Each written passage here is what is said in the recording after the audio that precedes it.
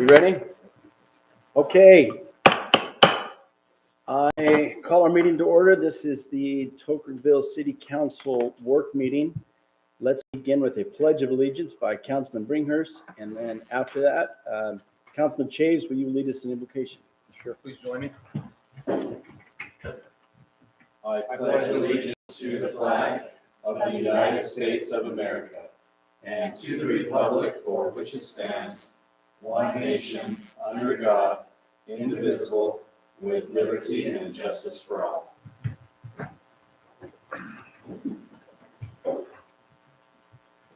Heavenly Father, we're grateful to bow our heads before you this day. We're grateful for those that are here in attendance this evening via in person or Zoom. Grateful for their interest in the City Council issues that will be discussed this evening. We pray that we might be able to respect one another's opinions and be able to accomplish those things that are for the best interest of the city.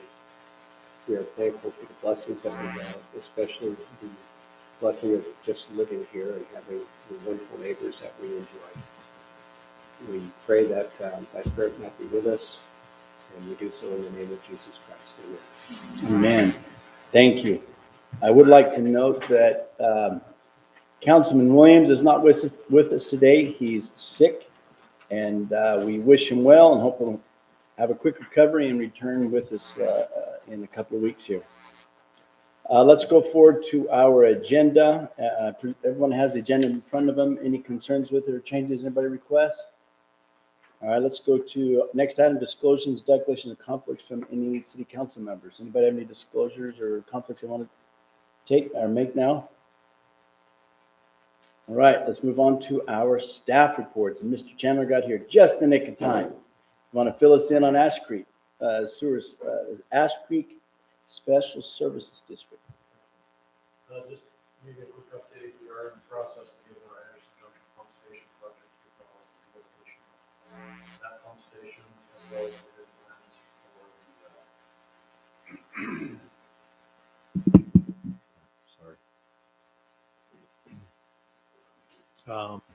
for that project to move forward, as well as the RV park that is planned coming in out there. We've been attending, as most of you are aware, I believe, the kickoff meeting and kind of follow-up correspondence on the Tuckerville bypass road and some of those projects, coordinating with the developer on pump station locations as well as pump station plan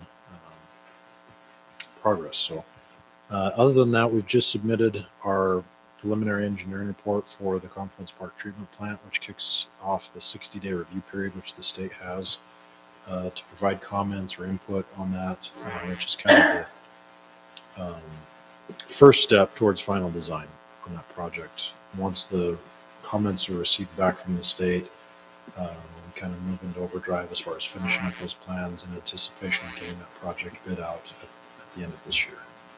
So other than that, a pretty short report for the first of the year, but things are moving, and I'm happy to answer any questions if there are any. So, I actually have a question, not really in regards to that. How much property does the water district or the special service district have around the pump house? We don't have any. It's an easement. So that's an easement from the water district? Correct. Okay. Yep. All right, we're looking at trying to have our recreational area up on that end instead of on the south end. Okay. The reservoir, so that's why I was asking. We've requested about a 50 by 50 easement for future expansion and anticipated growth, but that's kind of our standard. Would there be any problems with Ash Creek if in design we laid like ground around rural pump houses, parking lot, and staging area for that area? No issues. All right, thank you. Okay. Next, let's go to Mr. Campbell from the Planning Commission. That is great. I mean, not we don't like to hear from him, but yeah. All right, thank you. Now let's go to our city manager, Afton Moore. All right, and then I got a message just saying that Merlin was going to catch us up in that. Okay. It's just starting with the financial report. We went and met with Kim Burdick. They're obviously our accounting assistants for the city. We met with them in January. track. At that time, 48% of the budget had been spent, 58% of the year had elapsed. We're obviously working with them to establish next year's budget. We're going to have a budget development meeting on Monday, March 7th from 10 to 12. That will be a public meeting. It will be noticed that the public can attend that. So we'll be sending out an email for that calendar invitation. But it'll be a public meeting. So. One of the things that came up when we did truth and taxation was a conversation about what items we budget for, a little bit more description of it. Yep. How do we incorporate that to what you're So what we're going to do at the budget development meeting, it's the first of 4 meetings that we're going to do. And this one is where we are just going to ask all of council and the mayor to come with their top asks or their top needs that they see for the city. We're not going to be deciding the budget line item at that point. We're just going to have everybody say, this is what we feel strongly that we need to see in the city. And so the first meeting will be that, and we're going to gather everybody's asks. We're going to do it the same way they do it for Santa Clara City. Laverkin does the same thing, and Ivans does the same thing. So we'll have this first meeting where we'll get kind of everybody's input and see what they think. Then we're going to come back and we're going to take all of those, put them all in there, try to kind of decide. At that meeting, we are actually going to have a PowerPoint presentation of how last year's, and Candace is going to come and present too. And so of how last year's budget ran, where those line items went. It has charts, it has graphs. When we went to Candace's, Ruth and I, we went over this. It's the PowerPoint presentation. So it will actually line item where the budget is, but in a very easy to read format to say, this is what we've spent on parks, this is what's come in. Now, as far as revenue, it will do the same thing and break down. This is how much came from property tax. This is what we've got from sales tax, or this is what we've got from transient, the nightly rentals and things. So it will be very broken down. I actually have a PowerPoint if you want to see the rough draft start of it, but it's very detailed. We went over that's one of the things that people had asked for. Mm-hmm. I think that's fantastic. Yeah. This is project A, and we anticipate it costing this much, or do we give the project and then we'll get that? Yeah, so that's at the second one. So the first one is everybody's just going to come with their asks. They don't have to have a budget amount with it. They don't have to have that. It doesn't have to be prioritized. We literally just need all of the asks of what that is. And then at the second one, that's where we're going to go through, and that will be a ranking system where it will say, this is my top ask. This is my next, this is my next. And then after we get all of those prioritized from top everybody's, right? Then what we're going to do is go through and say, okay, even though this is maybe your first ask, this is a federal requirement as a city. So this has to be done first, right? So for example, when they went to City of St. George, theirs was about, I actually attended theirs. Their top ask, one of theirs was public safety. Another one that they should secure some wetlands over on Sick Millers. And so there's a ranking that obviously needs some open space, needs some things like that, but they have to, so they didn't assign an amount, but it's just public safety is what they've kind of decided that they would like to focus on. That's a major need they're seeing in St. George. So when you go through the ranking system, it starts to say these are what have to be a priority, whether we like it or not. This is state, this is federal. And then from there, we can see dollar amount of what we have to kind of balance what we need as far as recreation and obviously quality of life, but then other things we have already committed to in our capital facilities and in that. So that will happen. The ranking of that will happen at the second meeting. And the third meeting is where we will have met and assigned with each of you one-on-one and said, okay, this is the dollar amount. This is really going to cost to do this. And then the fourth one, obviously, will be presenting the budget to you for your review and do that. And those 4 meetings happen before city council adopts it. So you'll have a draft back to you. Yeah, it'll be great. So, Which is his assignment. yep, it can overlap. Yep, for sure. Yep, it can overlap. So, Is that correct? Correct. So we're looking at just having it asked and completed during that fiscal period of time? So the asks are gonna start with this on March 7th. You'll need to come to the first budget meeting with that.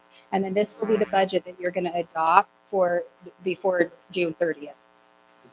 So, yeah, for the upcoming year. So that will be, so the budget development meeting, definitely be thinking of your top asks, what you see the needs of the city are.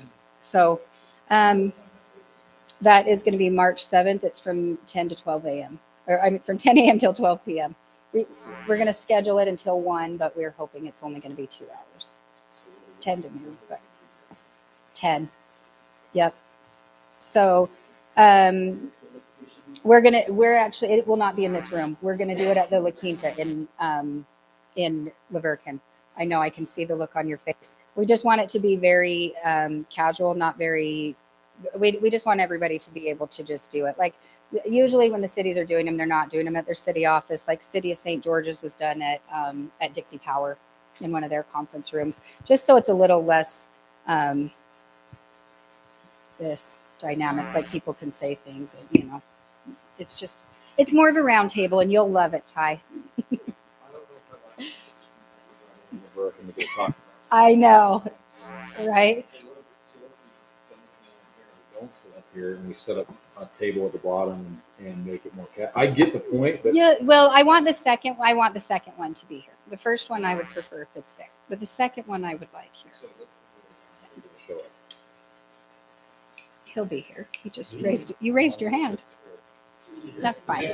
That's fine. This will not be the only public meeting. Every one of these will be public, so they will have lots of it. Yep, and yes, they'll have lots, and they can do it. Yep, they can do it electronically. They can watch the first one electronically. They're more than welcome to come there. They can come here. We're going to have 3 when it gets into it, but this one is not a decision-making meeting. No decisions are going to be made at it. It's more of a conversation of what your asks are, and so we can get it started.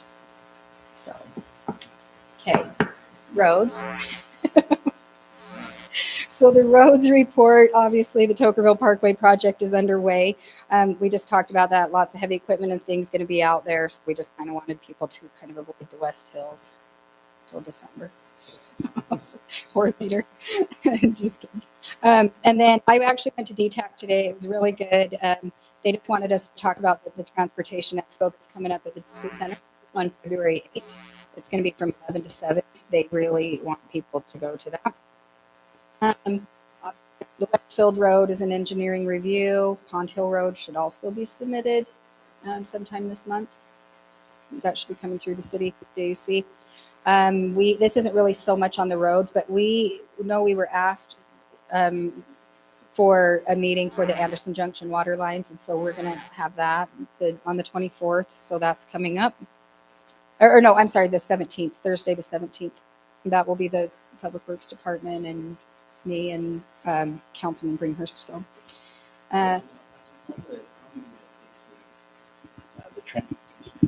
yep, we do, and yeah, we do, and we actually have like the pictures of. They wanted us specifically to do the bypass and the parkway and just stick to the parkway. UDOT's got a couple of different booths that they're going to do. So UDOT was like, that'd be great if you guys will take that. They've got some other exits and off ramps and things they want to do. So I talked to Cade today and he was like, if you'll do Cade Roberts, he was like, if you'll do that'd be great. And that's what, well, so far me. So if you want to come, that'd be great. I'll let you take the lunch shift. Yeah, it'll be great. I actually was going to talk to you about going because you're on DTEC. So I thought about that already, Gary. Yeah, we're on the same page. So I'll have to look on my calendar. I'll send you an invite. It's, yeah. So, and then economic growth. I attended the What's Up Down South Economic Summit. They reported that the average home in Washington County is now $530,000. And so they addressed the shortage of attainable housing, and they really urged cities to prioritize housing. They talked a lot about multifamily, accessory dwelling units, if at all possible, which are, you know, like a mother-in-law house out back or things like that, accessory dwellings. They just said it's, they said they were encouraging cities to discourage conversion of single-family homes into short-term and nightly rentals. That they would prefer if those were actual, built for that, constructed for that. They said they're seeing a huge portion of family homes being sold, to investors that are then just turning into just nightly rentals. So I think we do well with that element. The first part, this multifamily, in our code allows, if it's a multi-unit, there's two categories of multi-unit housing. One zone allows for 6 units per acre, the other allows 10 units per acre. I'm not sure that is enough of what we're being encouraged to do, but I'm just throwing it out there so we can be thinking about it. But there might be some place or something where we can help facilitate that. I think better. down in Choya Creek would be great.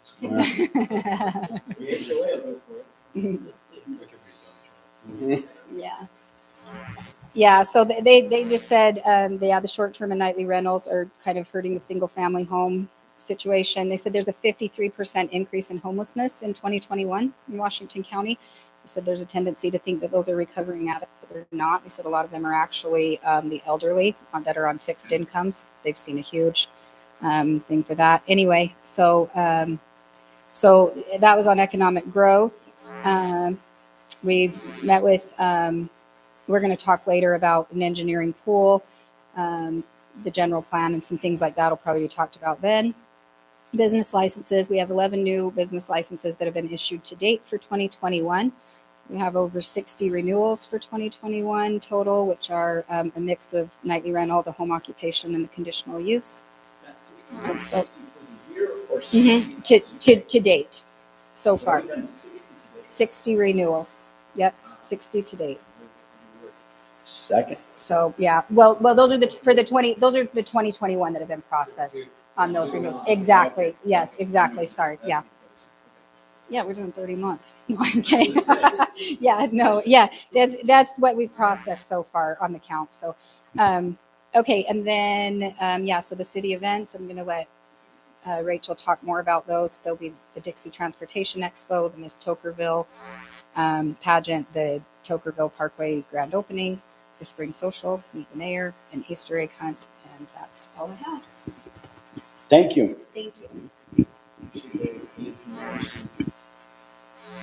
Let's go now to our next segment, which is our public forum. Anyone can speak at this time. We ask that if you do speak, you limit your comments to 3 minutes and come to the microphone, provide your name and address. Seeing none, we'll move on. Let's go to our business for the evening. Let's go to item number 1, discuss the proposed ordinance for 2021, amending Title 10, Chapter 19, to include Article 1, public facility reimbursements, and Article J, public facility installation, connections, and deferrals. Mayor, the last time we had this on the agenda, we decided to table it pending counsel from our attorney. And so I don't know that we can get that counsel this evening. He is not here. He was going to type something up, and I didn't see any change to what we had 2 weeks ago.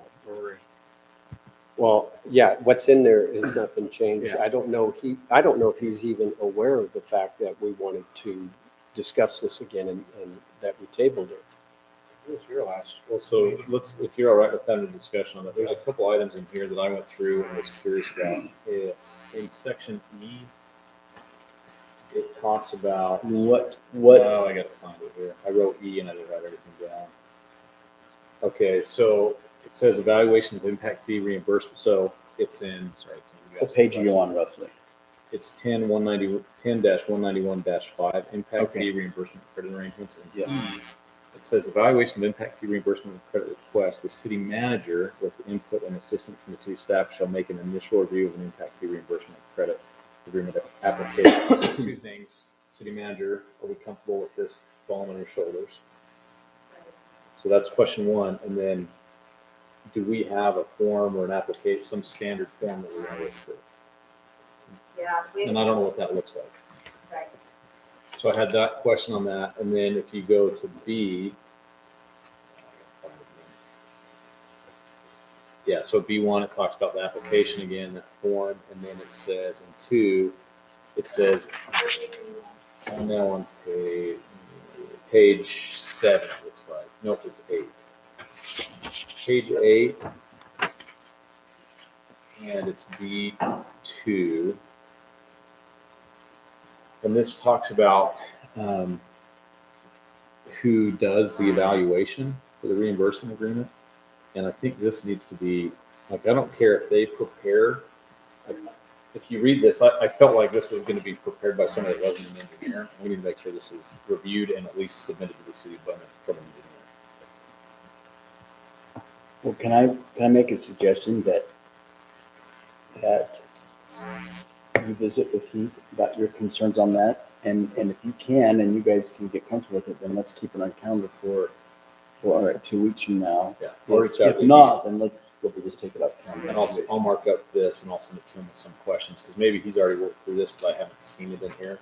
I wasn't here last month. Anybody else have any questions concerning that one? Okay, let's go to item number 2, discussion on deferred improvement agreement. So you can just skip that one too. That is not in there. But I think what's happened with this is that item, something there, the discussion of deferred improvement agreement for the sidewalk. I think Heath has included this in item 3. When I reviewed this, so there's lots of things in 3 that needs to be cleaned up. Every part of the agreement is in agreement between Tuckerville City and Firelight. The parkway affects 3 other parcels, so this agreement needs to run for the whole deal. And I think this is the same thing. I think this needs to be reviewed. I've got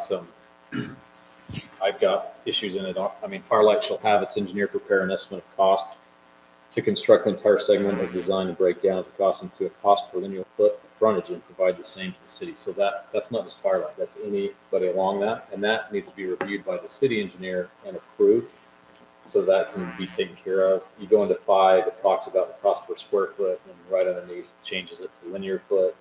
Not the same thing, so we got to get that cleaned up. So I think there's enough in here that I should review with Heath that we can maybe have this put back together for review for the next 2 weeks. Well, that would be review or voting on in 2 weeks. Well, if we could get the council so they had a week to review it, there's a lot in here. This binds us for the whole duration of the parkway. This has a 15-year term agreement for the deferrals. So there's a lot in here that probably ought to be hashed out. And is there any urgency to get it done? I don't believe so at this point. I think if we had it done within 90 days, we'd try to do that. Then let's follow the same process, but let's don't put it on the agenda for our business meeting. Unless you hear otherwise, let's don't have it on the next agenda. And then Afton, if you would just review that as well and work with me, and let's mark it up and we'll get it back to Heath so he has a red line document to go through. I've got a couple of changes. If you could give me a call, Perfect. we'll go over Yeah, those. I would love to do that, because Now- there is quite a few in there that I saw. Item number 3 and 4 are exactly the same, except 4 is customized for Firelight, and 3 is basically a generic one for the city. So No, 4, 2 and 3. 2 and 3 should be this. I think those are Heath has tied those together, which I'm okay with. 4 is more directed at who's going to maintain the landscaping that Firelight installs on their sections of the roadway.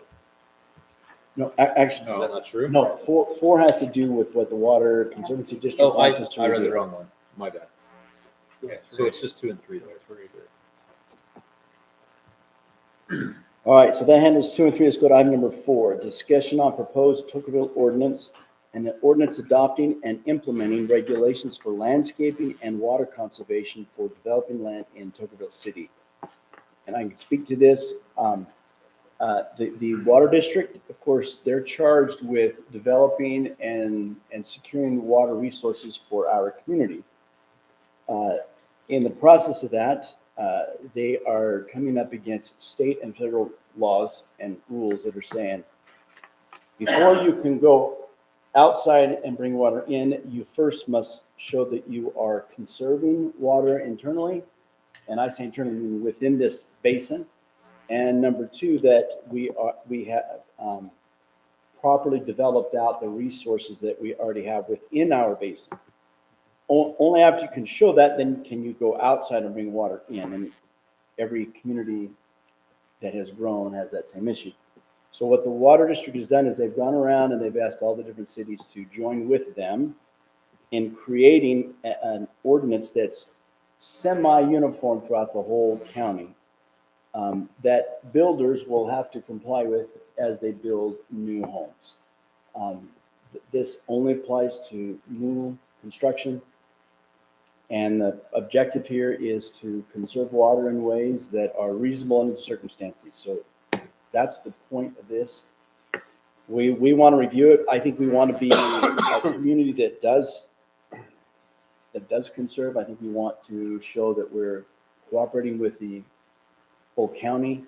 So I think we should take it serious. That doesn't mean we have to adopt it, but it is something that we want to give it a good, serious look. But if we don't adopt it, then What's the two requirements? What were the two requirements that you said to bring water from outside in? Oh, conserve water resources that you do have, and then develop as many water resources within that you can. In other words, dig more wells or create new reservoirs or whatever. All the things that you can do internally right. Then you can bring outside water in. Now, there's no hard fast rule. It is, but there's no hard fast definition of what those mean. You just got to show good faith. and also they're going to want to see us reusing some of our wastewater. There's a bunch of that also that needs to be. Yes, and I'm kind of excited about that because that wastewater gets recycled. We're gonna get, and I think right now it's almost 500,000 gallons a day that come back to us, right? And we push that back into the reservoir. Once they get that built, then that'll give us a good supply of water.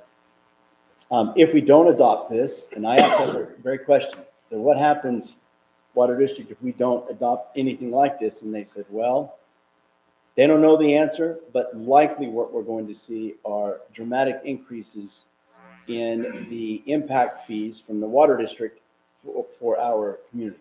Since we're not participating with everyone else, we're not conserving, they're going to make us pay for it. Now, he didn't come right out and say that's what would happen. He specifically said, I don't know, but this is what will likely be the case because they have to show good faith. They really need to develop outside sources and bring water into our basin before we run out.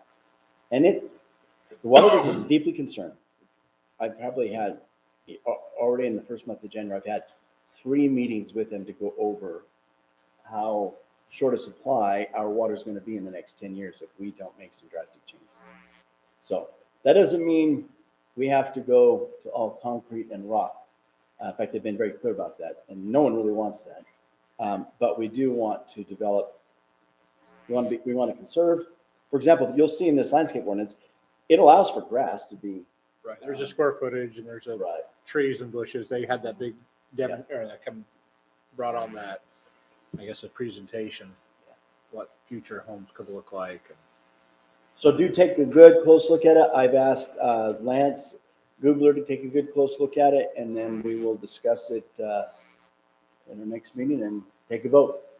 We are free to make changes. There's no. It does include some residential if there's construction projects going on in the existing residential area and so on like that. But generally speaking, it is for new construction. And the last one we looked at before, we didn't like. This one here, I feel a lot more comfortable with because it's targeting the expansion that we're going to have. There's also an exception for culinary water, or a distinction between Right. culinary and secondary. Right. So my concern is if we go ahead and pass this, and then we find out there are 4 other cities that didn't pass it, okay, now we're living with this and the other people are doing their own thing. And so is there a way that as a mayor, and I know you guys get together, is there a way that you can kind of gauge what the consensus is throughout the county and come back and let us know, hey, there's only one person that's not going to follow along with it? And then I'd feel more comfortable knowing that rather than having no idea what anyone else is going to be doing. Yes, absolutely. And I will say that each of the mayors that have been at these meetings, they've all shown a significant interest in adopting something. So whether it'll be exactly like this or not, I don't know. But everybody's been very anxious to comply. And well, comply is not the word, to cooperate. Because no one wants to run out of water, right? And we all want to be able to keep things green and comfortable, but we can do better at conserving. Well, I think that's why this agreement has changed from the original one we saw. Other cities have said, hey, we don't like this, we don't like that. And I think they've massaged it and come out with what's agreeable to the bigger communities in the county, so. I think there's a lot of good stuff in there. There's also some stuff in the past. I mean, they have to allow us to make some modifications to this for sure. Our secondary system is different than anybody else's in the county. The states that secondary irrigation water is available. Each project shall connect to the system for all outdoor water use. The city may make minor exceptions to the land use of treated water. I mean, we have TSWS, but this, we've already identified the service area for that. So I mean, just making sure that it's defined as not available in those other areas. And I guess they're going to allow us to make some modifications. They are not being heavy-handed at all. They're just strongly encouraging each city to adopt something that conserves. The more uniformity, the happier all the builders will be, but that's not required. It's just we want to do what fits for Tokenville, and they've been very clear. In fact, I said that in one of our meetings. I said, look, what may work for Ivans may not work for Tuckerville, so don't impose on us, and we won't impose on them the same standards. And they were very agreeable. So yeah, we totally understand. We just strongly encourage each community to adopt some form of a conservation plan and code. That way they can go to the world at large and say, we conserve in Washington County, and it helps them develop resources from outside the county and bring them in, such as the pipeline, the Lake Powell pipeline. So Mayor, is there somebody on the council wish to be assigned to the work through? I mean, there's quite a few things that need to be modified. And I've been to multiple meetings where this has been debated back and forth, and so I'll be happy if you want to send me your comments. I'll be happy to implement them, and then we can talk about those at our next meeting. Okay, any other questions, comments on it? Probably wouldn't be bad. I mean, there's stuff in here, Joey, like, have you ever, serious restrictive stuff in there. Really, the big thing for me. there's one, like, I read through this, Tokenville with TSWS for the city.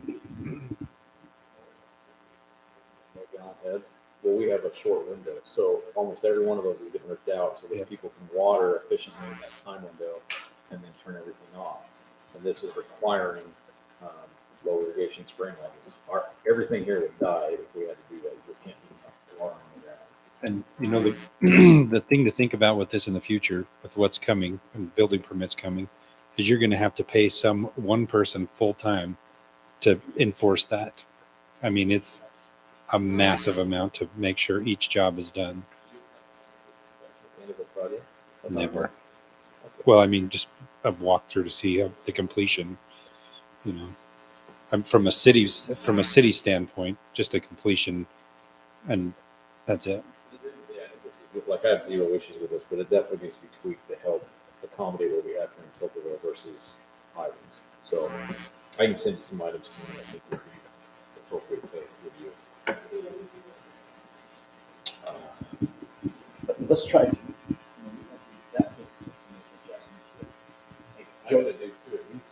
That's true. That's true. So if we have it ready, great. If we don't, then we'll move it to the next one.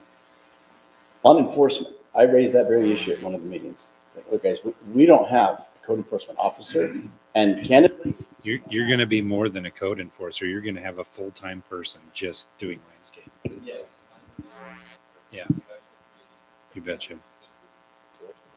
You get 2 building permits a week, and So they know that that's a concern. The still encourage us all to do what we can to to educate, first adopt and then educate, and they will certainly help with any education efforts that we want to make to help people understand the beauty of conserving versus just adopting something, doing nothing about it. Okay, any other questions, concerns? I don't know, Joey, if you have some input from a landscaper's perspective, who would be doing a lot of the work, filling out the permits and so on like that, just feed it over to Ty then, so he can, include that in his comments to the mayor. Okay, let's move on to our next item, number 5. Discussion on tiny homes capital improvements. That's me. So we had last year, maybe just over a year ago, we had Juniper Junction come through RV park with tiny homes, right? So it got to a final plat. I think it got to final plat or construction drawings or something, and then they've now changed it to Settlers Junction. So in the next planning commission meeting, we have the RV park and tiny homes coming back, almost the same thing as far as footprint wise numbers, but in our code, these are nightly rentals. Even the RV park is a nightly rental. A motel is a nightly rental. So there's a few things that we can change and exclude that we're going to have to amend that code for the nightly rentals. And we're going to have to exclude RV parks. We're going to have to exclude motels and hotels. But if we exclude tiny cabins or tiny homes, then we're going to get a subdivision of tiny homes. So in the They're popping up everywhere. everywhere. And I know half the reason that code was written is to get away from tiny homes and get away from people coming to do that. If I remember the basis of it, it was quite a while ago. But what I guess what I'm asking for is some guidance from you guys and what we can do. I mean, we could say you can do nightly rentals inside of an RV park for tiny homes. We could, but we got to make sure that we don't open the door for tiny homes if that's not what we want to happen. Part of the purpose of that ordinance for nightly rentals was it was in a residential zone, right? That's what drove Yeah. that. But our code doesn't say that. So even though it's commercial, it's getting lumped into that. We did not specify. Yep. Okay. So what would be the changes when you specifically brought up hotels, motels, and RV parks. RV parks? What are some, Well, I think we could just make a very simple sentence of, this code does not, it's not enforceable in RV parks. I guess if we just blanketed RV parks, then you could do tiny homes inside of an RV park, right? As long as it's, I thought another distinguishing factor was the time of residency. In other words, it was for, 90 days or less or something like that? 60 days or less was a distinguishing factor. So if you had someone where they weren't long-term rentals, they were just short-term, well, then I don't think it would apply to it, but let's make sure. And well, the way the nightly rental code reads is you have to be a resident for more than 6 months, right? So it's whatever number of days, and you can only have 2 within the city. changing it to define nightly rentals to a residential, that's residential, and commercial is going to take care of the rest of that. Because if we do a commercial piece, they have to go through the whole process. You could do commercial tiny cabins, right? So you could do a whole, Zone change to get that approved, right? And if it's in a commercial area, it'd be the same as like the RV park. What do we care? motel or hotel. I think that's probably what we need to do is say that provision does, that nightly rental code does not apply to those types of facilities. This is interesting. We spent over a year working on that. It didn't Understand. identify what's. well, there's way more coming to that too, because the resort zone is going to affect the nightly rentals in tenfold, so So it may be better to just put nightly rentals where it was designed for, which was for in our residential zone. residential zones only. And that's what it was applicable for. And then we can address those others, because if we do a resort zone, it'll have its own guidelines with it. If we have commercial and they build a hotel, it has its own guidelines with that. Instead of reworking that, let's just put it where it goes. You can do it. I mean, what are my, It does. I think that solves the problem as long as we just call it residential only. that was the intention, unless the council sees a different vision of it now, we spend a ton of time on that thing. The only other thing I thought had discussion about the inspection process, whether they were just going to bring them in or whether they were going to build them on site and so on. Well, I think Joey talked to the builder, the developer about that recently, didn't you? We have, and they don't know what they're gonna do yet. And they've either gotta have them built on site or basically we gotta do that. But there's only two things they can do. They gotta be HUD inspection, built by a HUD approved facility, or they're gonna be built on site. Could they have a, It actually seems like they hadn't inspected. There was a conversation about that having Yeah. to be inspected so that it basically got a Offsite. VIN number, right? Because it was mobile, and then it had to be inspected, a VIN number assigned to it, and then it could be delivered, and we knew it came as an inspected deal. that was, So I don't know if that's the HUD thing or not, but there was a lot of conversation. That's a HUD. Okay. well, we talked about having they could hire a third-party inspector to come and inspect them as they were getting built and then, You have to meet our code. you know, our city code and ICVO code for tiny homes, and they all had to be inspected by somebody and brought here. And we still inspect them when they get dropped off, Right. right? Because if they're, Oh, there's things, the Oh, there's maintenance, things. the plumbing. yeah, Yeah, you'll see inside the wall. the other thing that makes me nervous is like, what if we ended up with that RV park paid for townhomes? We had like Well, 60 that was times. actually one of my concerns, and I think if we're gonna allow that, we should, somewhere we should put, you can't have more than 10% of your RV park. I mean, we should actually make an RV park code if we're gonna have RVs. Well, wouldn't that just And be we the have equivalent- another one on the docket for up to Brass, right? I mean, that's what they're looking at. Yeah, On but the- it's It's an equestrian, yeah. versus. But it's still RV. Yeah. Yeah, so I mean, we should probably have some like RV park ordinances put in place for. When you guys reworked the commercial design standards, do we not address, probably wasn't even, we probably never thought about it at that point. I don't think it's, Okay. that's a big document anyway. Okay. So we'll work on cleaning that up for its residential only, and then we'll try to figure out a way to make a percentage for tiny homes inside of that. Or inside of an RV park. So what would be the difference of an RV park full of tiny homes versus a motel? Aren't they one and the same, basically, just how it's designed?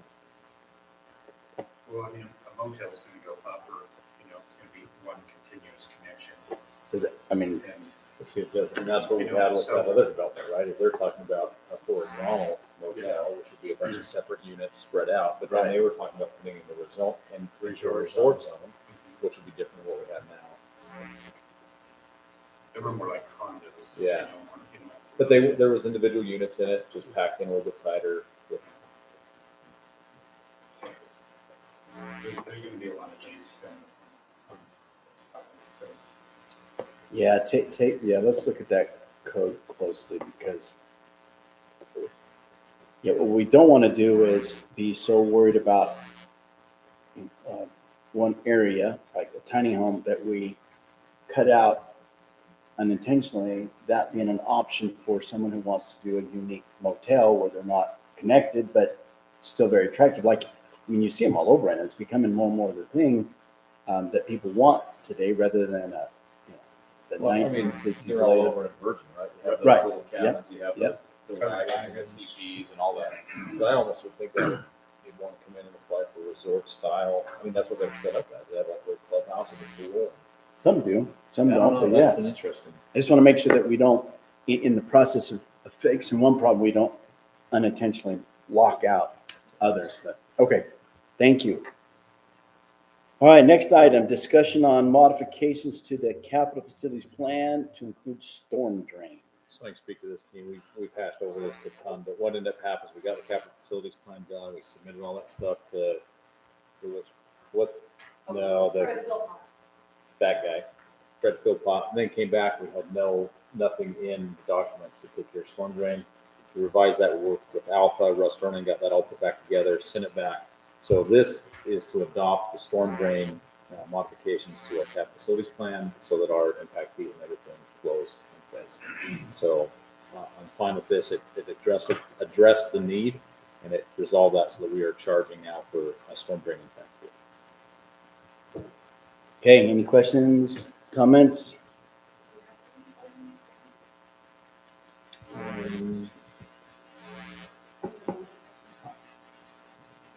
This is the capital facilities plan that's being changed, right? Yeah, No, I don't think it's ordinance form. I think this, I think we just make a modification to the capital facilities. Well, last year, I thought it had storm drain on it. There were two Yeah, it was exhibits like here. our It was impact a fee. one-line item. Yeah, and it didn't have any backup with it. So Right. anything that did it, and like the impact fee was like $10, some silly thing that only allowed. Okay, you're talking about the fees. Okay. But those fees are derived from the capital facilities plan. Because we put in the capital facilities plan, identify the projects, identify our existing infrastructure, value it, then that can tell us what the next is going to be. That's all I have on it, Mayor. all right, let's go to our next item, number 7, discussion on proposed updates to the fee schedule. So I can talk about this. This is just a very rough, because we just took this. So what we did is we've kind of been going through this, looking at different fee schedules for other cities. I had talked to the mayor about this a couple of months ago. We've been working on this for a couple of months. We've had this is a line item that JD actually asked to have just taken out of the fee schedule. He's like, we don't do that. That's just not even a thing. This $150 for an additional field prep. We go back a few years, they specifically asked for that in because we had some tournaments coming in Okay. and they wanted to fill the prep in between each one. Okay. JD says, hey, we don't need it, we're not doing it, but that's where we didn't have that in the past. Okay. I don't want to say demanding, but they wanted us to come in and prep the field between certain events. Okay. So we just said, yeah, we'll do it. We'll get it. I actually, yeah, he requested to remove that one. I actually would like to not necessarily remove any items from the fee schedule until we get it more where we want to be. So, that's just up there for discussion. I'm fine with leaving that in. Okay, so this right here, Dana, if you want to just kind of zoom out just a little bit. Yeah. So right here, what I'd like to do is kind of break this out and define more clearly land use for that. So the violation of a land use you can see is $25. If you scroll down kind of into some of the uses, we'll get back onto that. But so these fees and these proposed updates, obviously just for discussion at this point, but what we've done is we've taken the fee schedules for Santa Clara, Ivans, Hurricane, Laverican, and our own, and even Springdale's. And we've kind of averaged out what others are actually charging compared to ours. I don't know the last time that the land use fees were really looked at. But these are the averages of what other cities are charging for these. So if you just, kind of look through those, I don't know if you've had a chance to look at them. Some of them are way off. We had grading permit application is $25. There's no differentiation. So if you want to go grade a subdivision, it's $25. That's right. I think we're going to see a lot of people want to build subdivisions with some of these.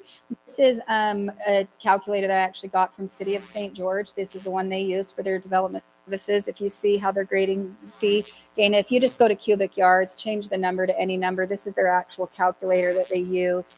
And so they have calculations, obviously, you can see how it changes.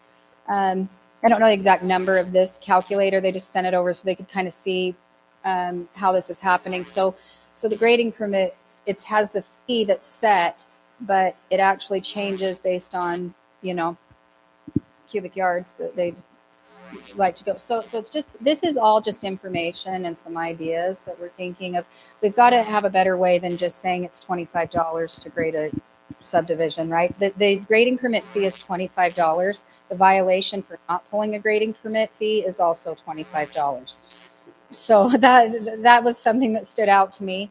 The other one, Darren Lefevre, that's working in Hurricane, he helped me go through some of these too, and we went through kind of what Hurricane's doing. He had a question. I don't know on that. I haven't. So we were going to check with the fire. But that's Maroon, but I think all those, Wayne, you might know. When was the last time you blasted over here? Isn't the fire district handling all those? Yeah, so I think it might be one of those things that's just Is left it? on there. So they do, Yeah. they'll do it here then, okay. Yeah, It no, doesn't- yeah, I'm just saying $25 after you do it. So we've just we've gone through this, we've put a bunch of time, the numbers that are up there aren't just numbers that we just thought, oh, we should just cross this out and put something. We actually did compare lots of different cities. Aaron and I have gone through this a couple of different times on this and maybe even speak more to it. One thing we do want to address is mass grading. As developers are coming in, they're wanting to do mass grading before approved construction plans, which is common. I mean, in St. George, they issue mass grading permits. There's some requirements with it. We don't have mass grading on ours, but those, I actually met with the engineers from Rosenberg to ask them when they're doing the mass grading because they're the engineering firm doing the barrio on the southwest corner of St. George. And all of those have 730 acres, and those phases have been mass graded.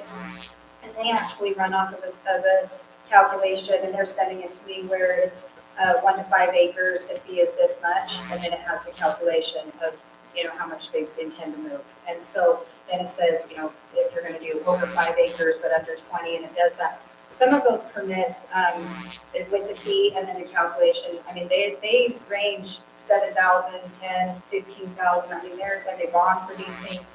They're very, they're expensive permits, and that kind of developers obviously pay them. They want to get going. You do have to submit some documentation with it. It's not just go for it. And so, but that's a major area where I see that the city should definitely look at mass grading permits, and those have very, very large fees that developers should be paying. So how do you just determine between a grading permit application and a mass grading? So the mass grading is prior to construction plans, and the grading is during construction plans. So that's the distinction. So if somebody wanted to come in and build a sitla pad that's fit, whatever, they would do the mass grading. Correct. Okay. Yep. So correct. the other one that came up is because of like out at Anderson Junction, quite frankly, Yeah. when we've had people go in and take all the trees off. Yep. So that's a clearing and grubbing process, but there's no permit, no application for it, and it actually gets a lot of phone calls in here Exactly. of what's going on, and they can do that. I think when we looked into that, they could do that without doing anything with the city, and we're not even aware of it. Right. So does that need to be addressed in here? It does, and we actually we talked about that. If you want to talk about it, and post it. So I have just a couple of other comments. I think that Hurricane City, in their wisdom after they got the cinder roll rate, and just it's been sitting there for 15 plus years, when the wind blows, the neighbors, everybody hates it. What they did is they passed an ordinance, the city council, that did not allow any type of mass grading if development was limited. So they basically, that way they didn't get stuff like that. When you get somebody goes out, and you got an Anderson Junction, you have out there, you have down there, going to grab it, and sit for 10 years. So you use the term mass grading and then you use grubbing. So can we tie those together? So I would say that the way the Hurricane City controls it right now is there is no mass grading, there's no grading plan.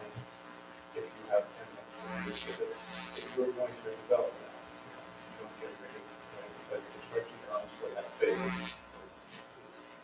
We have multiple phases where we want people posted right up in one phase or another phase. That's kind of on special case by case. You can get discouraged if we get out here and we're going to ask more grading and then later on and take all of that out and then we do that. And then we get the pond, the irrigation pond, it's great, all of that. That could sit for a portion of 5 years. Just grab it and all of it. Great. And the biggest problem is they have the wind out here, so we know that the wind will actually, that's the biggest complaint in hurricane that we get, is these developers come in and create second, third phases, and they don't have a mitigation plan that shows that's like, if you were kind of walking the same as on the mass grading, there is another plan that's with that, that's a reclamation plan that will keep it from trucking. That's the way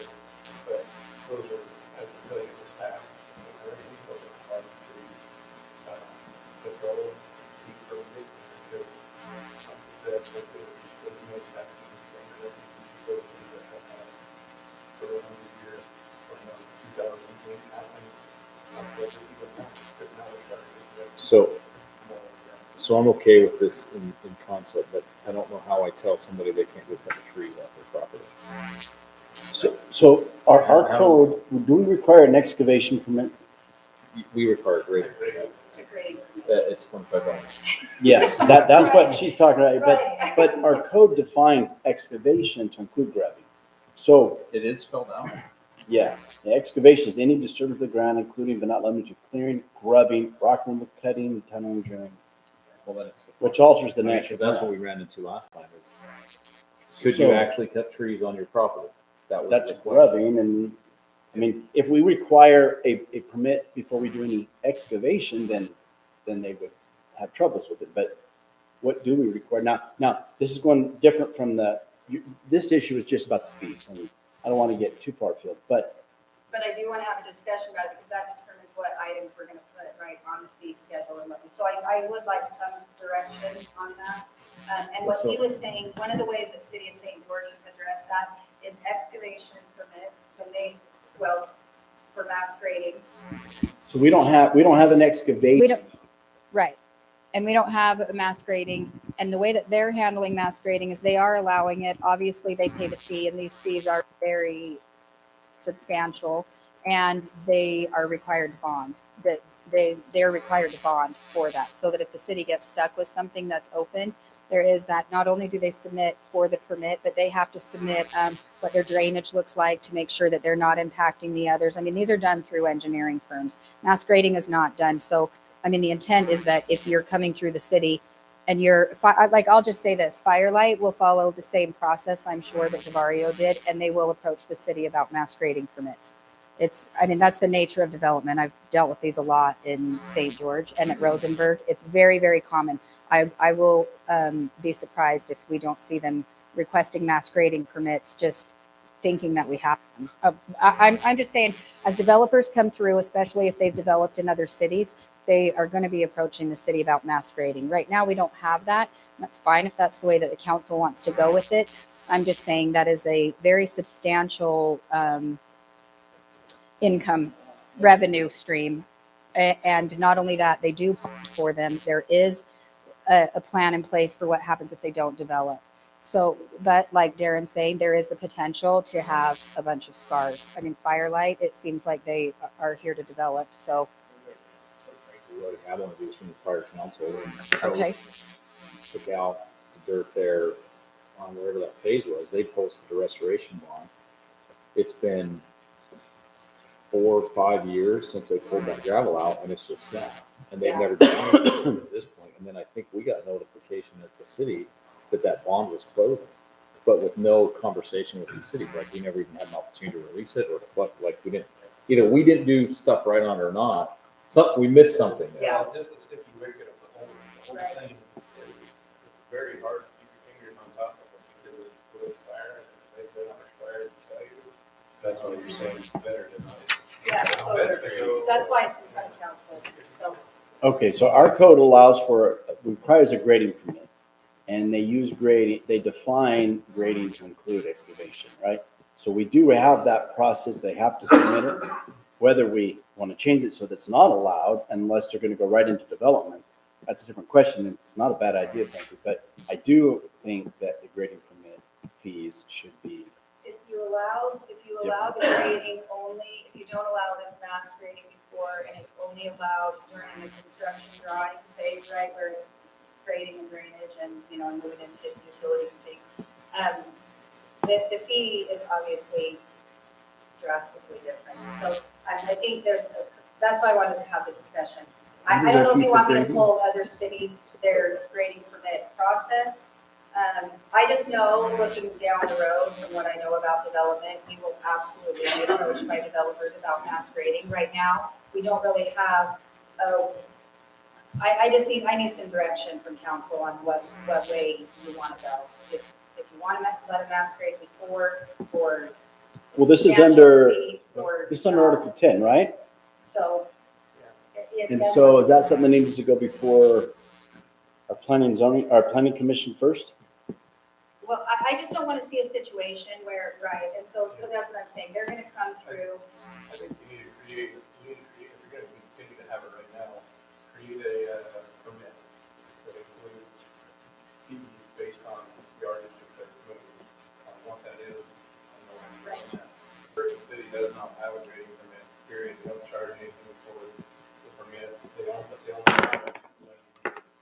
Not even developed. Okay. So, yeah, All right. just discussion items, but Take a hybrid of both of those if you wanted to, but you probably need to cover yourself right now. This $25 is not a good thing to just have hanging out I there. mean, we're already, this is already gonna come up. We know for a fact that there's 70,000 yards on the parkway that's gotta get placed somewhere. right, So, But that's a city and they're gonna But wanna it's- move that. but we've already talked about it can be dumped on private, which is gonna be on the Firelight's ground. Right. So we should have a And they're process gonna in wanna move place. it, and they're gonna wanna do it through mass grading. Exactly, They, 'cause they're gonna want- developers expect to pay for mass grading. If they're gonna move that, they expect to do it. Right now, if Firelight comes in and wants to move that, even if they say, hey, we're gonna move it onto our own property and smooth it out, it's $25. Like, we've got it, that, yeah, so that's the thing. So Oh, if it's $25 or it's 300 plus.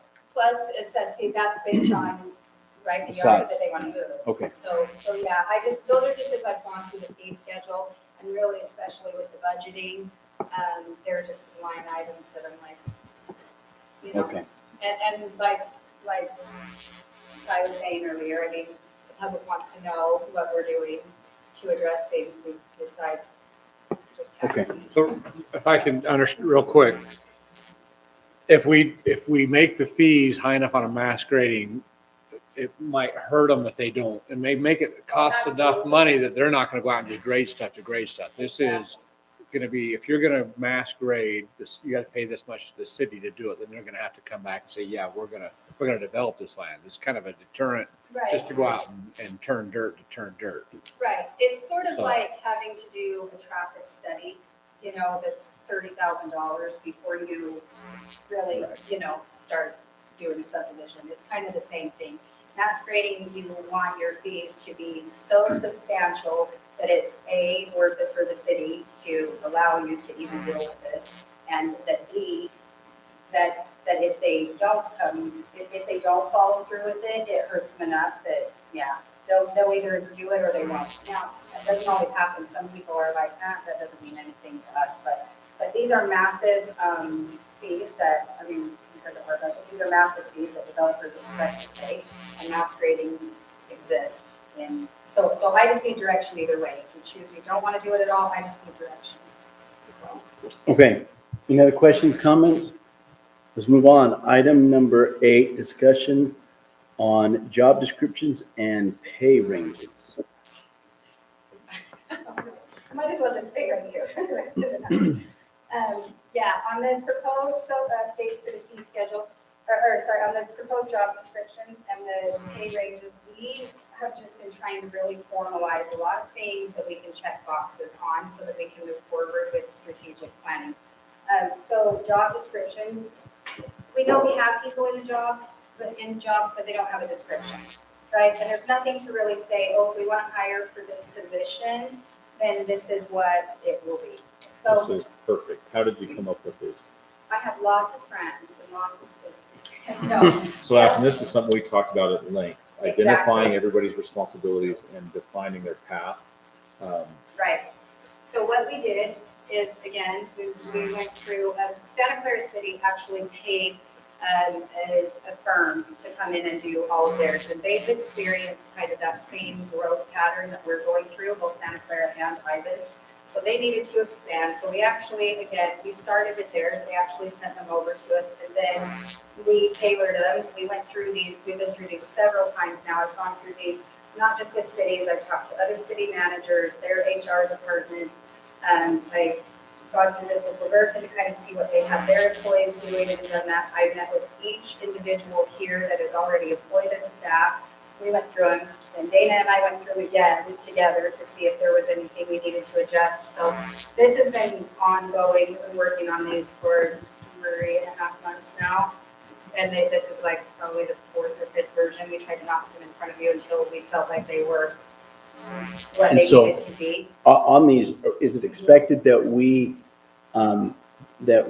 review and then adopt them by formal vote of the city council at our Well, next meeting, or is this just for our The information job purposes? descriptions are just policy, those are just Okay. a policy, I mean, those will just be in policies and procedures. We've already talked to Heath about where they go in our policies and procedures manual and things. But what I wanted to get these in front of you, because the next thing that you're gonna see is the pay ranges. The pay ranges obviously affect the budget, but there was just nothing in front of the city that we could say, if you do this, if we wanted to post an ad, we didn't have a job description or even a pay range to say what we would hire. And so that's all this is. So the way that these pay ranges, this is obviously discussion. I'm open to suggestions or changes. So when we went through this, mayor and council typically determine, obviously, a city manager and an assistant city manager salary. Again, we don't have all of these positions, but we're trying to check some boxes that we don't have to, as we grow, we don't have to continually put this in front of council, every meeting. And so what we did to establish the pay ranges, again, we polled other cities, we had them send over what their pay ranges are. We used, Very smart to not reinvent the wheel. Good job. yeah, you'll find that with me a lot, especially if I find that things are working well for other cities and that. So I usually talk to their city manager, I talk to whoever's in their HR department, see if they've had any complaints or salaries or things. So these salaries have come from a combination. They've come from what Ivans is paying, what Ivans, Labergen, and our Ivans and Labergen, and then we also took what our employees are currently making, and then we took the wages from the city of Santa Clara from their 2014 pay scales. And we used 2014 because that's about where they were for where we are, where we're going to be within the next 2 years. They had some commercial. Obviously, it doesn't make sense to use their current rates, right? They've got tons of commercial. And so we used their 2014 rates. I even showed these to, obviously, we went over these for one day in my office. We looked at City of Santa Clara's from 2014. And so we did that as an average, and that's how we've come up with the minimum. So we did the minimum, the midpoint, and the maximum. And then underneath it, we just put what the dollar per hour this comes out to. So it's for discussion, the wages, you can see and where we are. One thing to keep in mind, and even if you scroll down just a little bit, Dana, I did want to talk about this, the family benefit policy. One thing to keep in mind as you're looking at these wages, and I am open to if you need us to make adjustments to this, but one thing to keep in mind, those are actual wages up above. But our family, if you are on a family policy, right, for the city, if you, let's say you have a significant other or spouse and children, your benefit package, because of the premium for the medical, thing to keep in mind is that between our URS, which is the Utah Retirement System, the medical benefits that we receive as city employees or staff, our dental or vision, our accidental death and dismemberment, and the life insurance policy, you do have to keep in mind that those benefits, our benefit package totals $28,818. So each of those items there, we would add 28,818. Yeah, so you do need to understand it. Even if, say, you hired an administrative assistant at the minimum amount of $15 an hour, they would start here at $31,200. But if they are married and have that, their benefit package is $28,018 on top of the 31. So how does that work So- with the family? So that's not just for our employees. So that 28,818 isn't just for Afton. That's 28,818 for Afton and her husband or spouse and When I get whatever. weapon, yes. So that's how that's working, right? Correct. So it's the And same children. cost no matter And what. children. So you can put, you can have, So this is the maximum amount. So this is based off of the maximum amount that you would have for a benefit package if So- you had a family. Let's say, for example, we can say, so JD has a spouse, does not have children. So his policy is actually a little bit less. I just wanted you to see the maximum that somebody would be. so I guess my question with this is that's a The pretty only awesome. thing that changes is the medical. The rest, the dental, it's like $1, But is it- $2. It's very little. The But that's medical with is the what city changes. covering all of it. For one employee on the medical, it's 500. And then 500, right? Is what it is, 500 for one, I think when we said. It isn't, in my opinion, fair. I've already talked to Afton Right. about it, but because basically most companies provide insurance for the employee, and then the employee contributes to family members or spouses and so on, partially out of their pocket if they want to. So There was some kind of miscommunication that was done in the past with Mayor Chamberlain, and this is pretty much what we're doing. We're just, a family member gets 28,000, but if you're just a single person, the benefits package is much less, which doesn't seem to be fair. But right now, we seem to be locked into this. So one other option with that as well, going along with what he's saying. So the city currently right now is actually on an HSA program. So when it came to renewal for PHP, this is when, like he was saying, Mayor Chamberlain was here. So when we had the renewal meeting, the city, prior to even to me being here, the city was paying for 100% of the premium for medical for family, up to a family. If you had one person, or you have five, or you have whatever, right? The city was paying that. It went through. It was $1,630 for a family policy being paid per employee as part of their benefit package. Per month. Per month, yeah, $1,630. So then, when the renewal came, PHP came back, they did a presentation, and they said, oh, now this year, because of increases, the family policy will actually be $1,745, was it? Something right in there. It had gone up considerably. And so we got together, Dana and I did, we said, look, this is the deal. In the budget, it was only budgeted for that $1,630, so we're not gonna accept a renewal that's higher. So what we did was, in order to keep that premium exactly the same without an increase, right, to the city. Because what happened before is they were just like, oh, that's the best plan, we'll go with the best plan. So at the $1,630, what we did is we actually went on an HSA. And so the premium went down to it's $185 a month less. And so the premium, right, so the premium went down, right? So the premium went down, and but we didn't lower their benefits, right? We didn't take away their benefits. So that portion is being contributed to an HSA. So they still have their full family policy, but instead of us paying that to PHP, it's going into a health savings account. So that's how the insurance portion is currently running. One thing we were approached with by employees is that some people, their spouse already has that benefit, and so they would actually like to opt out of it and maybe get a percentage of that, which would save the city money. It would, so lots of room for Don't we discussion. have a minimum amount that we have to have in that plan? We do, and I actually, right, and as part of that, we've been working on trying to figure out how to stay above that minimum, because we have we have to have 80% participation, right? And we have a very, very small staff. We either have to have 80%, so that comes out to 5 people. We have 6 people total, so, right, so it's like, but not all 6 people are eligible. For example, I had a probationary period that was actually waived. It was waived in my contract. We went over it, and I really didn't realize it was waived. It was waived. So, but what I'm saying is, outside of that, for example, even though Gage is city staff, right, we hired him as seasonal part-time, so he wasn't eligible. Jared is hired, even though Jared was hired as full-time, he has a probationary period, so he's ineligible, right? So we're just continually running up against this wall of not having a person eligible. Then if Jared were to leave the city and we hire someone new, that probationary period starts again, and we're still not eligible. So we're trying to find some answers to this.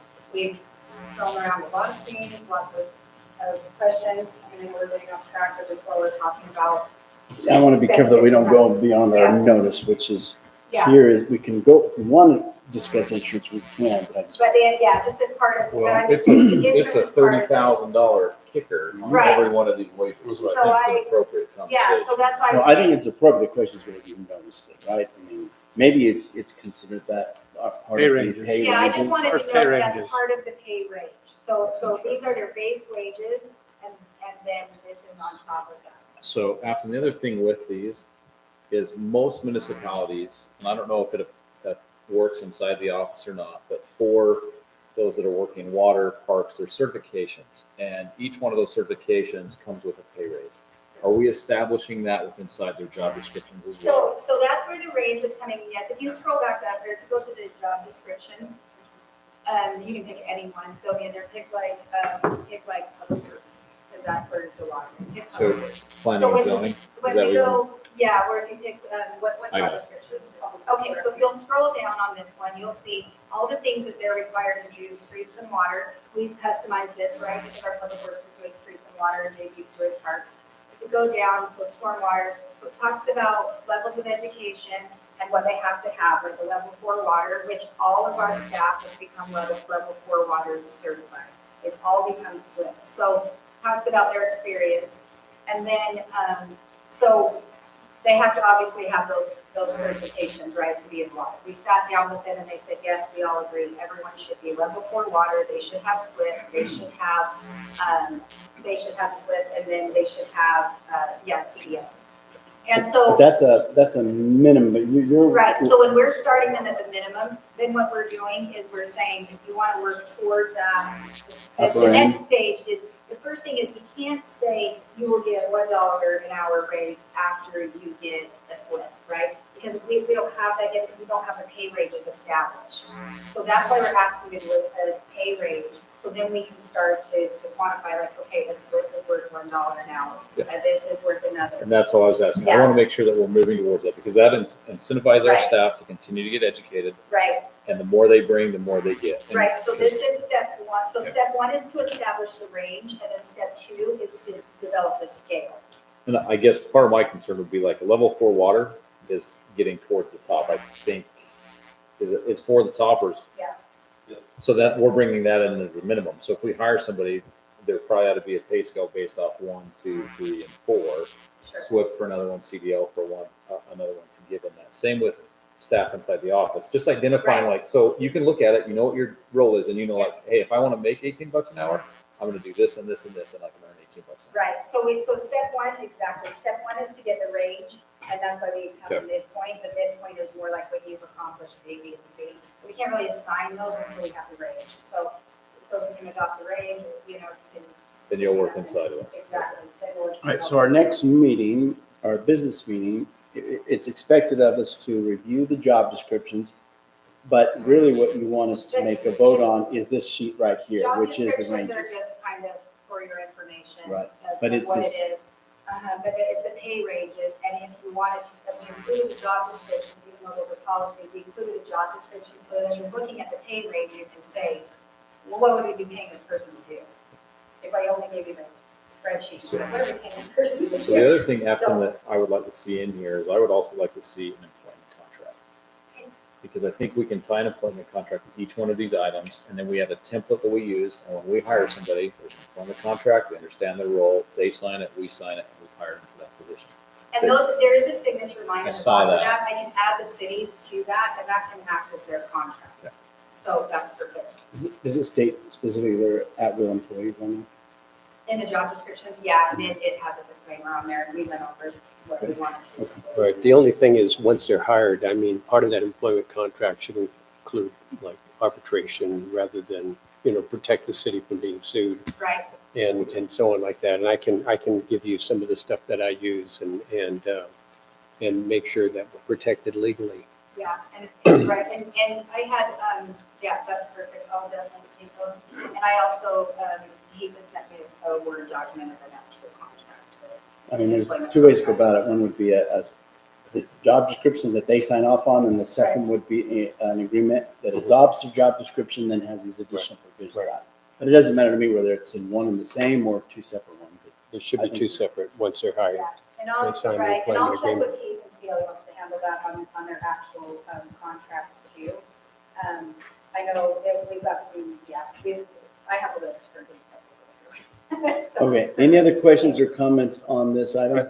Well, one of the things that I'm concerned about is, right now, fast food is paying $15 an hour, and we're hiring a public works crew leader for $15 an hour minimum entry. So I'm hoping that, Well, don't forget that, $1,000 don't get, plus yeah, the $28,000 $28,000 bonus he gets on top of his insurance. Yeah, correct. So So- you're not getting that at Arby's. That's another $2 or $2,000 a month. Yeah. Right, and and in then, addition to that, we've also been doing we have a training and certification Mhm. budget. So they actually, have the ability to move from that 15, like you were saying. There's a way for them to move to 15, from 15. Okay, and then the But second it's starting thing, wage, yes, but the benefit packages. in some instances, we require 4 years of experience, 5 years, 6 years, 8 years. I'd like to just go maybe standard 4 years of experience as the minimum, rather than having the Parks and Trail Director have 8 years of experience, and the Public Works person 6 years of experience, and the City Treasurer 4 years of experience. So I'm just thinking 4 years should be fine as a minimum standard. I don't know what you all think I about that. think, well, some of those, I think, with the directors, I think some of those do need a little bit longer. I mean, if you take, so one of those, obviously, right, we moved JD to Parks. Mhm. He's got experience, he's got that, right? But for the amount of parks that we're gonna have, and it says, and almost every one of those, if you go to one of those, not only the experience, it says or a combination. So Right, some of I those, it see allows people to not have a degree, but they could have experience, and the experience might be a little bit more. What we tried to do was not limit them to, so if you scroll back up, what we tried to do was not limit them based on only education, right? They could have Oh, 4 yeah, the years, ors. Right. or they could have this, or they could have that. So, Can you just take a peek at those years of experience that are required and just do what you feel might be right? But I just noticed that but your that there's a recommendation is span 4 there, years. okay? And the second thing is, are folks that are working under JD and Lance, is there a title here? They are the crew, they're the ones that are doing the crew leaders right now. They're defined as a crew leader then. Well, yeah, because those are the ones that are starting at 15. Like, for example, Gage started, right? So Jerem has actually started moving up. And again, like what we were saying, the whole point of this is this does not mean that this position exists. This allows them room for growth into that position as well. So that we don't have to say, oh, Jerem now has one seasonal employee under him. We better go back in and do a whole new job description and a whole new pay range and a whole, it allows for growth. We So I'm need, just hung up on the word leader. I just wondered, we need a public works crew, not a crew leader, just another line item in there. I have one if you want it. I have one if you want me to do. I have one for seasonal part-time and I have one for seasonal part-time and one for just a crew Crew, member. yeah, I think we need, Because we will be adding more crew. yeah. Okay, so you'd like to see the crew member Yeah. and then, Everybody can't be a leader and nothing gets done. no, yeah, but maybe they'll stay here, you know, just kidding. Okay, so a crew member is one suggestion, 4 years of experience. And then, what was the other one? Some time session. To me, a seasonal is just going to be fall under a crew member. Okay, perfect. So it should be one and the same. And I don't know if every individual has 4 years of experience or not. If we're just hiring I think somebody, if they were I gonna think be a we're gonna leader, train they them. probably If they're gonna be the would. public- If they're gonna be a leader. They're gonna be the parks director, then they need. No, I'm talking about just to hire off the They're street. gonna have no That would just be a experience. crew member. Crew Maybe- member, maybe Lack for of that. experience. I mean, Yeah. that's for $15 an hour. We're not gonna hire anybody with 4 years of anything. Right. If they get 4 years of high school, we'll be lucky. So the Not to be- seasonal- Yeah. So I'm gonna do a crew member and a seasonal, right? Yeah. For the seasonal part-time and full-time. But no requirement on those for 4 years. Yeah, okay, you got it. Okay, let's move on to our next item. Number 9, discussion on engineering pool statement of qualifications. Okay, so I would like to send out and do again, formalize, I talked to Ty a little bit about this. I would like to kind of formalize what we're already doing through an engineering pool. Lots of other cities do this. An engineering pool, our agreement with Alpha has expired. And so I would like to do an engineering pool, send out statements of qualification, just those requests for that, have engineering firms send it back, and council can pick, you know, if there's So will we based on limit those. the amount of people in the pool? Yes, and typically 5 is the max. I would suggest 3 to 5 is the max. Typically, what you look for is we identify all of the needs that we have within the city for engineering services, and we try to pick firms that can do it. So lots of people, lots of cities that have this, you try to find an engineering firm that has civil, right? Obviously, the most qualifications possible. So you want to have a civil engineering side, and you would like to live to ideally have a survey, right? Yeah, Like, for example, Alpha has civil engineering, and a surveyor. But they don't have structural. Right. It's Right, been a and little bit but of a- see, so that's where you get into, Rosenberg is currently on contract as our floodplain administrator for all things FEMA, right? Which will come in very handy for our parks and trails. But they're on contract for floodplain administration because they have 2 certified floodplain managers there.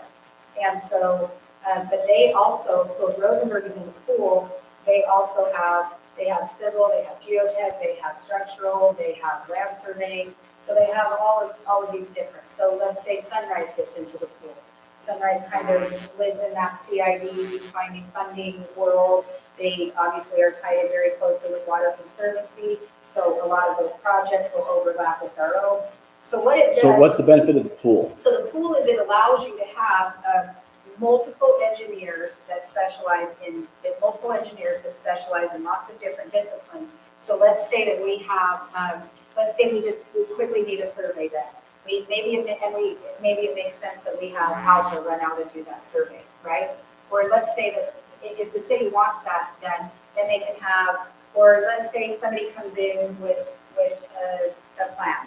And if Alpha's the engineer, it allows a different engineer to review it. All still. So we're just not stuck with one. The purpose of the pool is to give us more freedom Right, to and choose then when we different have, so for engineers. example, Jared Bates is the best in the business, everybody knows it, at floodplain administration, like that is their thing. If it's a floodplain, if it's FEMA, like they are the people to go to. Now, Sunrise is helping us with our general plan.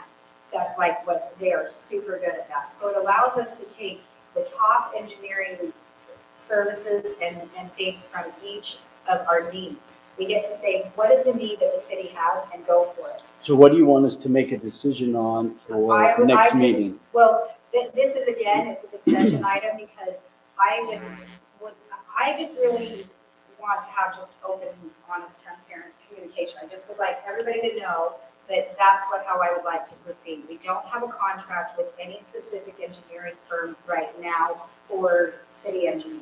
So under a pool, we'd have an agreement with each of those entities that's on an as-needed basis. Yeah, Right. they're just in the pool. If we have engineering services, we pick from the pool. So I'm very comfortable with that. The only thing I'd like to add to that is that there is a time limitation to it so that we can renew that pool, whether it's 2 years, 5 years, Yeah, whatever. they're a usually reasonable. renewed annually. Oh, A pool's Perfect. renewed annually. I think So- that's better so that we're not just 10 years down the road with the same Sure. 3 people in the pool. So And so what Santa Clara did theirs last year, they had 11 firms put in for their pool, and they chose 5. They had 5 in their pool. And this, I mean, for council, this is a huge deal, just for the fact that we know for sure, Darren was part of this. There is engineering firms that specialize in finding money for small towns. Right, And not every engineering firm does that. So it allows us to kind of pick and choose, like, hey, we need money for roads. We can go to Jones and DeMille, we can go to Exactly. Sunrise, somebody who does that. right. They know this find money. So I'm comfortable with that. And I think, I don't know how many applications we'll get, but we probably ought to decide, or have you decide, like, hey, we're good with 5. And if we get 5, that probably answers that question. Yeah, I think, so with the statements of qualification, it'd be like, we would put this out, like I would send it out tomorrow, we'd leave it open for 2 weeks and we'd see what comes back. Engineering firms usually have these ready to go, right, for their statements, because they obviously like to work for municipalities. So they would send those back within 2 weeks, and then council would review those and say, yep, it looks like this firm checks the boxes that we need, this one, and then you decide who's in the pool. So after, because we have been, even without a contract, we've maintained and continued down the path with Alpha. Have we talked to Todd and Brent, just let them know? About being in pool, yeah. And they, Yep. okay, thank Yeah, and they're used to pools, they're in. you. As long as we've pools. communicated it to them, I think it's. Yeah. So for our next meeting, I don't think we need to make a decision. I think we just need to get the SOQ out, and then once we get the response tonight, then we'll bring it before the council for decision. Right, and so, Okay. yeah, and having a pool will just kind of formalize what we're already doing, using different engineers for different things, especially with the diverse development that's happening. I think that makes sense. So All I right, just let's- wanted to kind of let you be aware of it. Let's go on our next item, number 10, discussion on citywide GIS, the So- geographic information. Yeah, this is a need that the city has, right? So, So we've paid for this need in the past. yeah, so this is different. This is the same, but different. So this is the need. So as long as I'm not duplicating something that I'm already paying for, then I'm way. Right. So here's what we have. So I've had conversations with Ash Creek, had conversations, well, I've had conversations with our public works department. And the other day I said, well, we'll just pull it off the drawing record. Let's just get the drawing record. And so it turned out we didn't have a drawing record, right, which is an as-built, which is where just a drawing record is at the end of the project where you say, this is what the city told you you could build, and as it's built, this is what it is, right? That's the drawing record. And so, so we're starting to get those because we're, basically what you do is you don't give out the drawing record. You don't give like seals, things like that until you have, the city wants the drawing record. It says where our utilities are, it says where the development, how it stands in case we run an emergency or anything else. But anyway, it's also how we can release bonds and all sorts of things on subdivisions, right? So what's going with that, that's typically how cities start updating their GIS, is that they're required, when they submit the drawing of record, they submit the actual paper copies, they submit the electronic files. I'm sure you utilities all the time. So that's how cities kind of update and maintain their GIS system. So we have JD who was trained in GIS. The entire city has never been done completely GIS. We don't have it. I've asked labs, I've asked JD, it doesn't exist. So when you We say the have entire some. city, what are you referring to? We don't have our entire city GIS. So there's For different every- elements. We have paid to have the water line been GIS. Ash Creek has the sewer line GIS. TSWS probably is. I don't know if we have, we Right. probably don't have all that information. I want to So identify we what have are. some chunks, right? I had Mike Chandler, he gave me all of the sewer districts, right? So we have right now, if you want to look at our GIS system, like Citywide, so to track assets, anything to track, like we wanted to move to iWorks, for example, right? That's software for iWorks, our public works software. In there's an element where it says, okay, so if we have GIS, we can tell where our stop signs are. We can tell where all of this is, then we can also tell where all of our infrastructure is. We have pieces and parts of that. The intent, according to Lance and JD, was that JD was going to go out and gather this information for the city. So same. And so with this, I asked JD his level of comfort of that, and definitely more on maintaining it rather than doing it from the ground up. So Laverton had the same issue. They had some from lots of different areas and some that they had created themselves. And so to get that into one GIS of their entire city, they actually have Sunrise come in and do theirs, and their department, their public works department, maintains and verifies. That was also the recommendation from Mike Chandler of Ash Creek of the best way that they've helped cities do it is they give them the files, engineering firms set it up from the start, and then the public works department maintains it. rather than So tries to what create did we pay for already? it. So, I don't know, this is news So to me. when we did the water line project, Jones and Mill, and I'm sure they still have a project. You asked them for the shape file of the water district, have all of our water meters, everything that was done in that whole project. Carl Rasmussen had a new water test. So I think probably the part that we're missing is how do we store that electronically? So we have our GIS.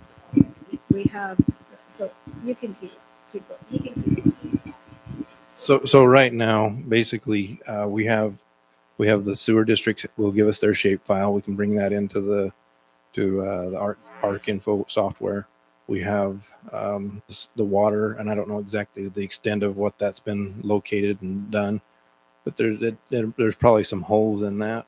And like you were saying, there's other things, but as far as stop sign and Jones and DeMille does this as well as Sunrise. A bunch of them do this. They'll maintain it for a certain dollar amount, and it comes to the point where you go, okay, and like Hurricane City had to do, but Hurricane's a lot bigger. They came to the final point where they had to hire a guy to and the equipment we don't have. I'm sure that just JD doesn't have data collector abilities to go out and locate those. So you're relying on somebody else anyway, somehow or another, whether that's through your pooling agreement or through your pooling software engineering. Yeah, we have Yeah, And it's not a cell phone. Like we had another device that we'd purchased to do GIS entry. Yeah, I don't know anything about that. You bought it in the last 4 years or whatever. We already have it. I think we need to put it all together. we have pieces and parts. I talked with Lance and JD. We have pieces and parts of it, files and that. We have some of the equipment we need, not all of the equipment, he said. And even if we do have the equipment and all of that, they still are like, this is out of our skill set to be able to bring all of this in and do it.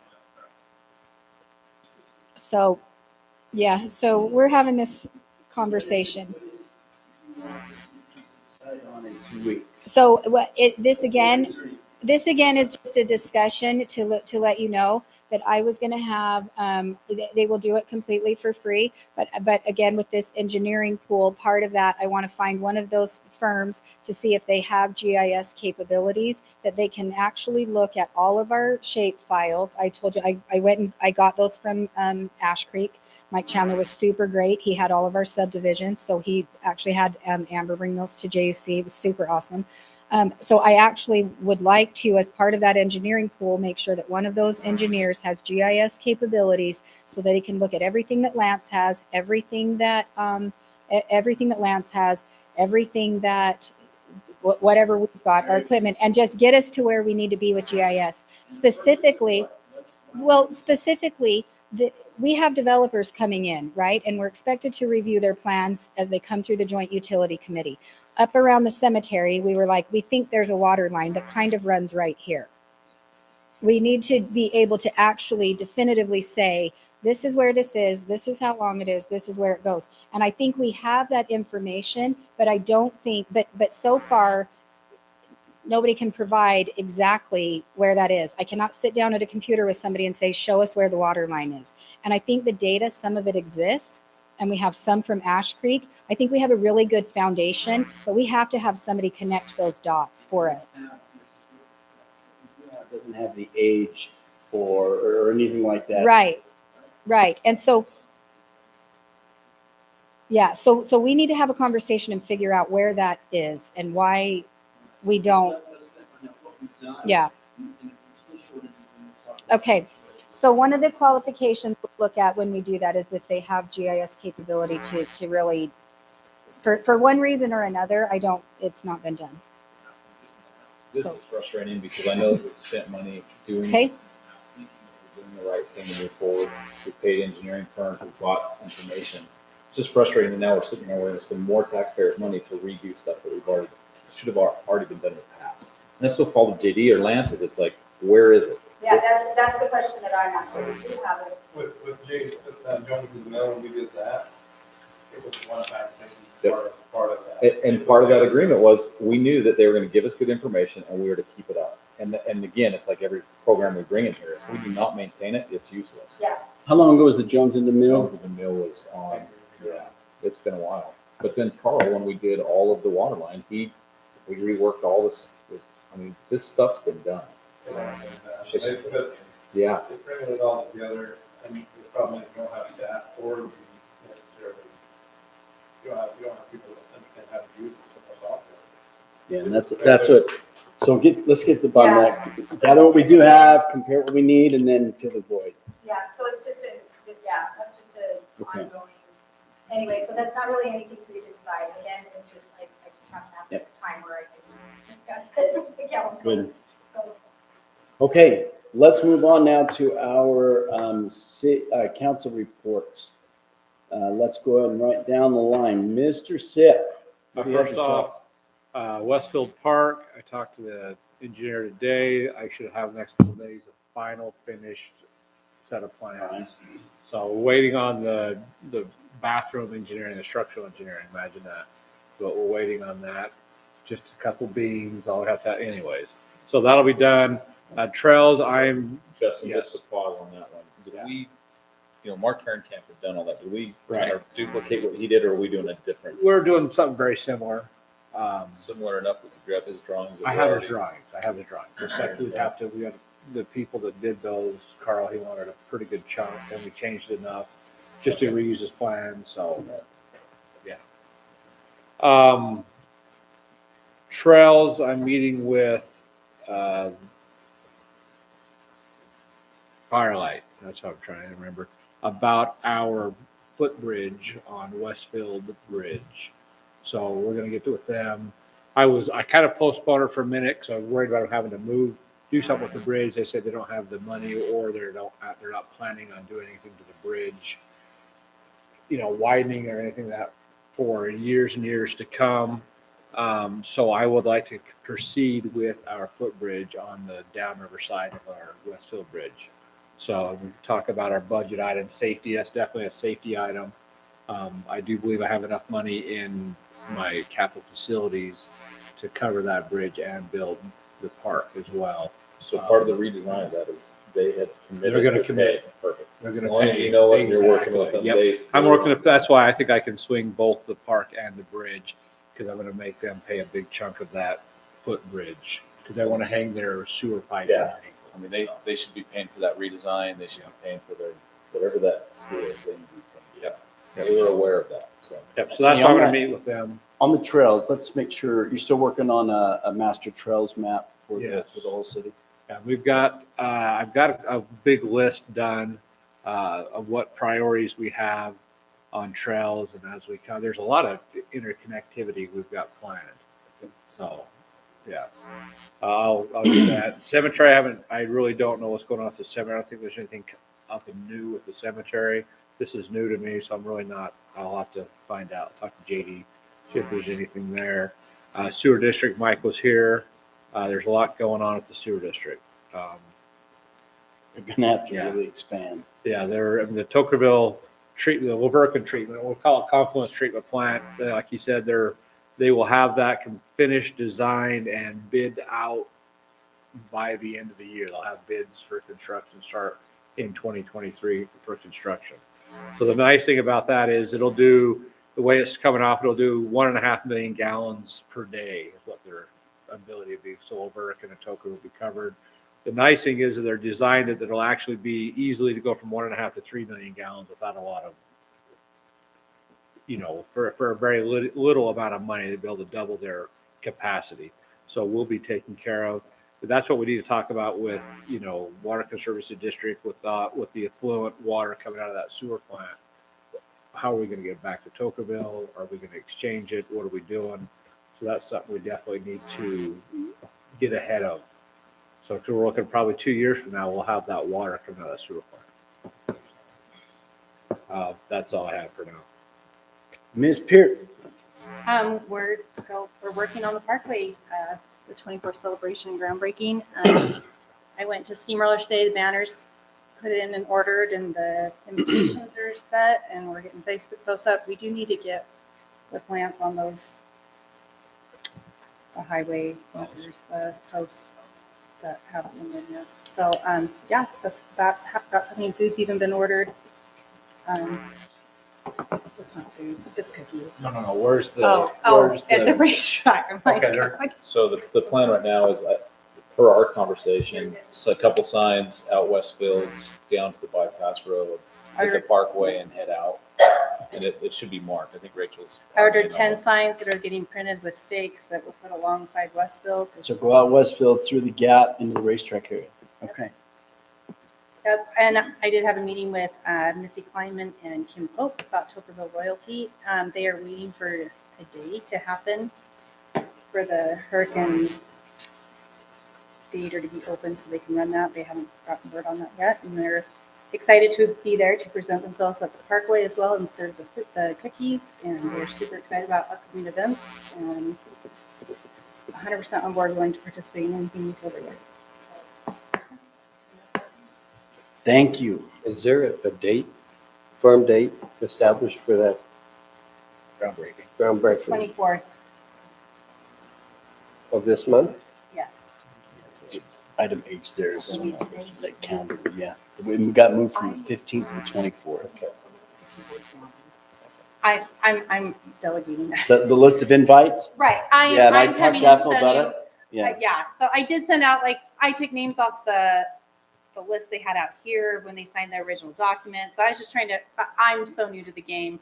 I got the Yeah. invitations made, and I will have special invites for the shotgun shoot or the ground turning. We'll go kind of like a special wedding invitation into whoever you designate to be part of that. So you're going to create a list, right? And then let's circulate that among, She has the list, yep, and we're meeting on Thursday. Okay. And you'll have this, we'll email it out, and so then Rick, you can add to it. right. She's Yeah, done- She's done an incredible job. I spoke to a couple of people like fire chief and a few others, and they really want to be there.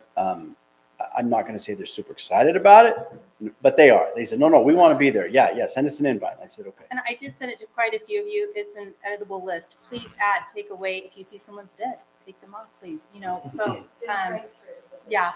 she knows. So yeah, I made 100 invitations for special invitations, and then the rest will just be a Facebook blast for general directions. So if we can just make sure that all property owners that touch it get an Yes. invitation. that'd be Yeah, fantastic. they're on the list. And I've talked to them, they're expecting this. Perfect. Your turn, Mr. Bringhurst. So just because you were getting mad at us for the conversation on the proposed updates, fees and schedule, on that, at one point, no, I'm coming back to it. On that, Afton, at one point or another, we've had different types of policies for our staff. We've done AFLAC, we've done some vision and dental and stuff. Could you just go through and make sure we've got all that cleaned up, closed out, and we've got everybody on the same deal, so we're not paying for other Yeah. things?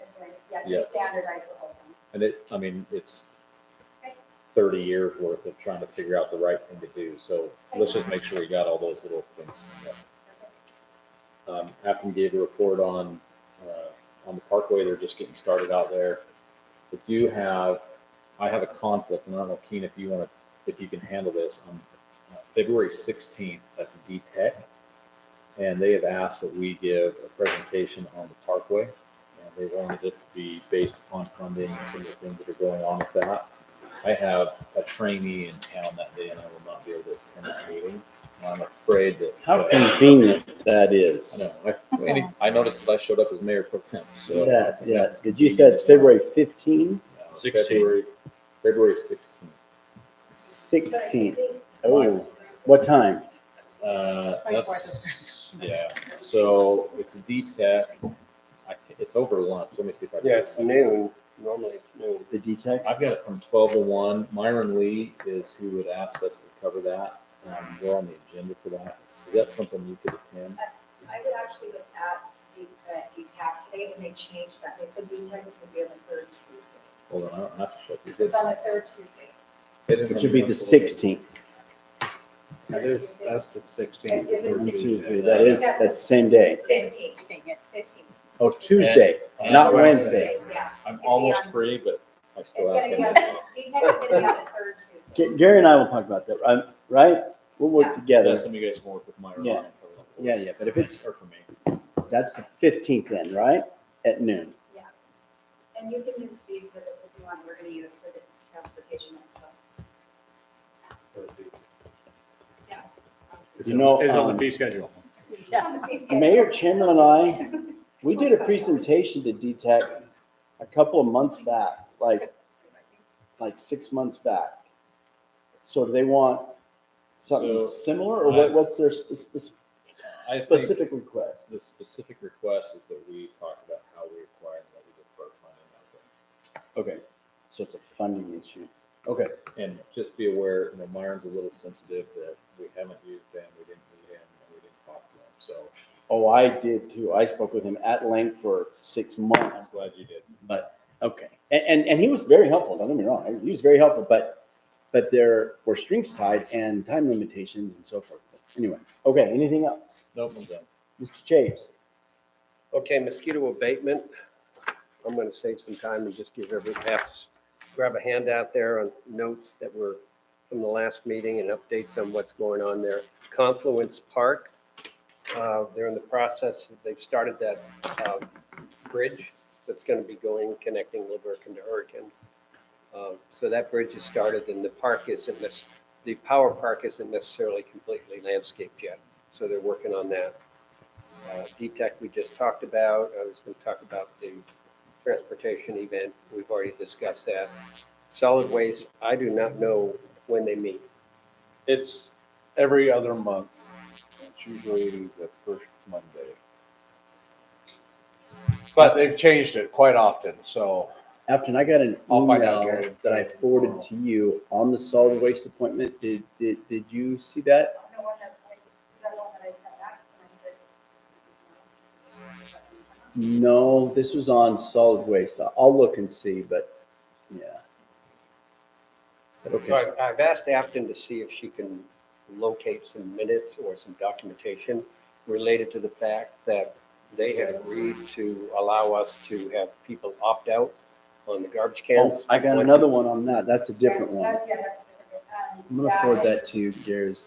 Yeah, right here. We So- have not been able to find those. So I don't, I'd like the council's advice as to whether I can go ahead and pursue that and try to call them out on this agreement that they made with us. Shane McDonald, he is not the board director anymore. He was, he lost his election. But Fay Revers, the attorney down there, he was here, him and Shane were both here when they presented that, and we talked about it. They said, no problem. So when we signed that, and so we changed the document. I think we had Heath change it and send it down to him signed. So I don't know why and I asked Fay about it the last meeting we had. So then, Yeah, I got an email today from him. I just forwarded it to you. Take a look at it. He also sent it to Keith, and to, well, it went to Ruth Evans. So take a look at that and dive into it and see what his thoughts Are are. they trying to, They're saying Yeah. they're saying, well, our policy of a line opt-out is in violation of the municipal billing and collection agreement. Right. That's the first I've given anything other than a glance all over. right, good. I'm glad I brought it up and you can send me that and I'll follow up on that. That's all I have. Okay, for me, I have a couple things. One, so the water district has their governing board, and the county commission is choosing to appoint all of the mayors to that water board. And I think that's important because there are going to be some huge decisions that are going to be made over the next couple of months. Specifically, or in particular, the impact fees. I mean, they've had some studies done, and those impact fees right now it's about 12,500, and they're looking to go into over 17,500 if they just outright adopt what was recommended. But anyway, the problem that it poses is that our first Wednesday meeting of the month is the same day for their board meetings. So my request is that we change this meeting, the work meeting, to either Monday, Tuesday, or Wednesday, or sorry, Monday, Tuesday, or Thursday of the first week of the month. But Afton, you were going to look into are there conflicts or limitations? We did look at those, Dan and I did, and for the noticing schedule, we pretty much need to move to a Tuesday. So it'd be a Tuesday night? Monday, we made it so that we didn't have if it's on a Thursday, we don't have enough time to do a public notice. If it's on a Thursday, we don't have enough time to do a public notice before the next city council. For planning commission, same thing, we move it all the way to Monday, so. Well, the public We have to notice, go- would that be as a result of a work meeting or a business meeting? So if you decided on a work meeting to have a public hearing item, Oh, I okay, wouldn't be able to post it in time for your next Okay. meeting. all right. So basically, what is the first Tuesday of the month due to you, Ty? I'm available for whatever the city needs. Wow. That has an impact. Did you get that recorded? Tuesday night has an impact on Ty, on me, and also on Rachel. So, but That's just what I mean, narrow.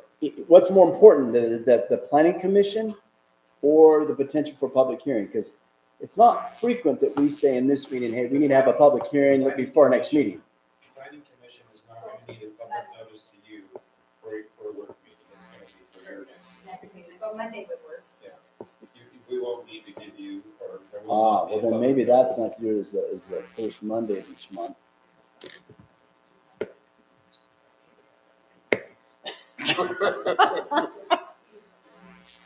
Lies, I think Monday would work.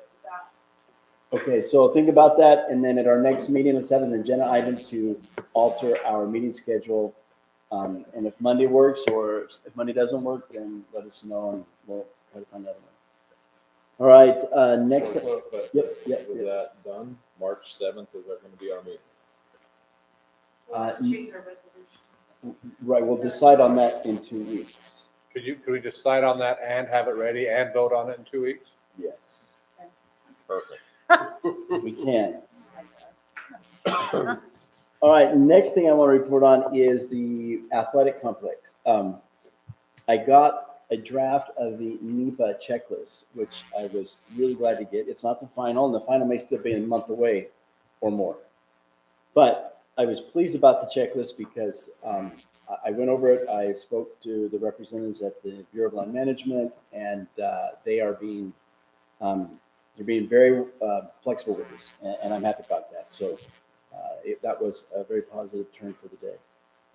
And the last thing I want to mention is that the city, I want to make sure that our emergency plan is in place, whether it's for a sudden emergency like a flood or earthquake or whatever, or whether the emergency is a slow onset like a pandemic or a crisis where, what do they call it, distribution crisis.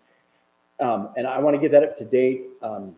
I took the liberty to speak with Dan Catlin a little bit about it. And so with the city council's permission, I'm going to go forward and try to gather more information about that. It's a high priority for me because, you know, as a city, our top priority is to our citizens, right? We got to make sure that that's number one. And I want to make sure we got a good, solid emergency plan in place, but not only plan, but also how it'll be executed and who everyone will know who is going to do what in any given emergency. So is everybody comfortable with me moving forward with that? So Keem, just for clarification for me, we have both of those items listed under Councilwoman's Pierce. We have emergency management and risk management. We've got them under yours as well. Are you two working together on those items? Yes, but we haven't yet because I just barely made a conversation with Dan. It was either yesterday or the day before. Dave Pope asked me about if you had talked to him, or if you were going to talk to him about. the Oh, emergency so he's an option too, huh? preparedness. So he's done this for the city before. For the city? So do we have a plan adopted somewhere? Yeah. I couldn't find any sort of tabletop exercises or plans or logistics or ICS. So we don't have any documentation as to what to do. Do you know everything, Mr. Fever? Seems like when we had last part of the mayorship, we just let that kind of go to the wayside because a lot of work going on. Okay. Councilman Greenberg was actually appointed to the position. So. Yeah, I'm always in trouble for something. But, you know, It's because that. That was a big bus. That was a big bus. Well, Okay, well then, that's a wrong wording. Somebody was still part of it, but. The problem is they have to have certain certifications Correct. with the state to fulfill that role. So at the time, Mr. Pope had those, and I think he still carries those today. And so he had kind of stepped in to cover that, but we never took it to what it needed to be. There was talks of making that a paid position. He's still the point of contact. And there's I'll some reach out to him very, as well. then there's some really good resources in our community for this exact thing. Dave's one, Dan Count would be good. Ray Benz is another one. I talk to him all the time about, you know, and there's actually, if you're, my son and I this is emergency preparedness. We're actually building a little mesh network we're testing right now that if the cell service went off, if you had the app on your phone beforehand, you could actually send text without cell service. So we're actually building some of those right now. We're going to test them. And if that works, then I'm going to come to the city and say, hey, look, here's something we can run, and they're cheap. I mean, this is really cheap technology, and that we can communicate without cell service with using your cell phone. So there's a lot of things that's going on. I know Ray and Dan. Yeah, keep me posted on it. Yeah. I know that we've had discussions already. There's already a system in place with the radios, the ham radios. Right. And I don't want to duplicate that. I want to tie into But- that. but But what the would be city nice should have is- something that's more than just. On your cell phone, you got messaging from the city. Yeah. Yeah. Okay. Yeah, there is some redundancy that you'll have with some of the other church organizations that already Yeah. I have. want to make sure. we Yeah, work and that's with the other thing you got. If you're cooperation city, with them. Nepa, you pretty much you're gonna work with the church on this, so. Okay, that's all. We are hereby adjourned. Thank you all. It is now 8:00, 8:01.